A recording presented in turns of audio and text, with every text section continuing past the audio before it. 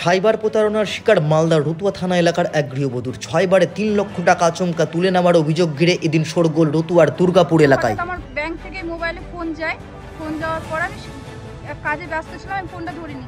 আমার হাজবেন্ড আমাকে ফোন করে ডাকে, যে বলে যে তুমি চলে আসো এখানে বন্ধন ব্যাংকে, 3 লাখ টাকা তোমার উঠানো হয়ে গেছে, ব্যাংক থেকে চলে গেছে।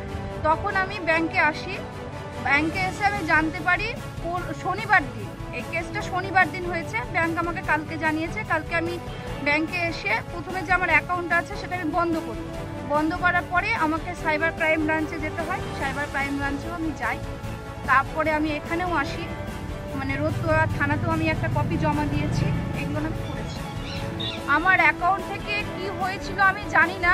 কালকে আমাকে ব্যাংক থেকে আমাকে একটা নাম্বার দেওয়া হয়েছে, এই যে নাম্বারটা লাস্টে নাম্বারটা লেখা আছে, এই নাম্বারটা দেওয়া হয়েছিল। এই নাম্বারে একটা হোয়াটসঅ্যাপে কি করে লিঙ্ক আসে না আসে আমি কিছুই জানি না, কিন্তু আমাকে এখান থেকে বলা হয়েছিল যে আপনার এই মোবাইলটা যে আছে এটা আপনার হাতে আছে, কিন্তু আপনি এটা করছেন না, আপনি এটা চালনা করছেন না, চালনা বাইরে থেকে কেউ করছে।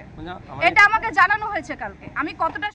আমি চাকরিরত অবস্থায় ছিলাম, হঠাৎ ব্যাংক থেকে 10টা 40-45 নাগাদ আমাকে ফোন করছে, যে আমি ফোন করার রানিং বাইকে আমি ফোন ধরতে পারিনি। আমি স্কুলে গিয়ে আবার রিটার্ন ফোন করলাম ব্যাংকে ফোন করার পরে ওরা বললো যে আপনার অ্যাকাউন্ট থেকে 6 বারে 3 লাখ টাকা কাটা হয়ে গেছে। তখন আমি ওনাদেরকে বললাম আমার তো অনলাইন নেই, আমার ফিঙ্গারও নেই, আমার এটিএমও নেই, আমি ভয়ে সব বন্ধ করে রেখেছি, তবুও কি করে টাকা কাটলো তার আমি কোনো সিদ্ধান্তে আসতে পারলাম না।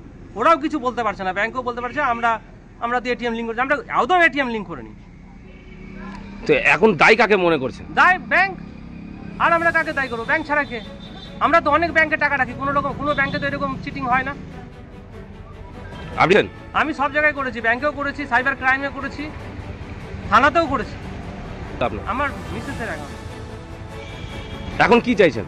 আমি সুবিচার চাই, তাড়াতাড়ি আমার অ্যাকাউন্টে টাকাটা ক্রেডিট হোক, আর অন্যায়কারী যেন কঠিনতম শাস্তি পাক। আপনার নাম? দিলীপ মিশ্র, বাড়ি দেবীপুর।